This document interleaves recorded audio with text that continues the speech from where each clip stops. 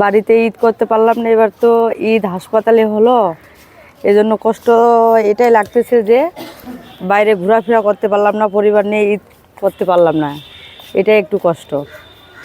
আজকে ঈদের দিন, আজকে আমাদের বাইরে থাকার কথা, সেক্ষেত্রে আমরা অসুস্থতার কারণে হাসপাতালে ভর্তি হয়েছি। কিন্তু এখানে আমাদের যে প্রয়োজনীয় সেবা, আমাদের ডক্টরের প্রয়োজন, কিন্তু এখানে আমরা ডক্টর পাচ্ছি না।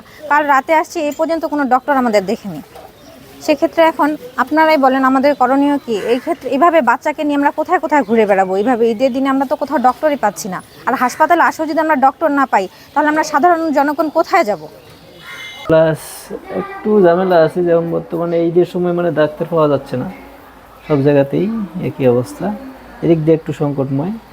আজকে আমার যাওয়ার কথা ছিল আমার ওয়াইফকে নিয়ে আমার শ্বশুর বাসায়, কিন্তু আজকে ঈদের দিনে সন্তান অসুস্থ হয়, বউ বাচ্চা নিয়ে আমি হসপিটালে আছি।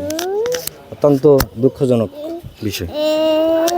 আমার বাড়ি হলো লাইরি, বাচ্চা অসুস্থর কারণে আমরা হসপিটালে আসছি, বাচ্চাকে এখানে দেখাশোনা করতে আসি।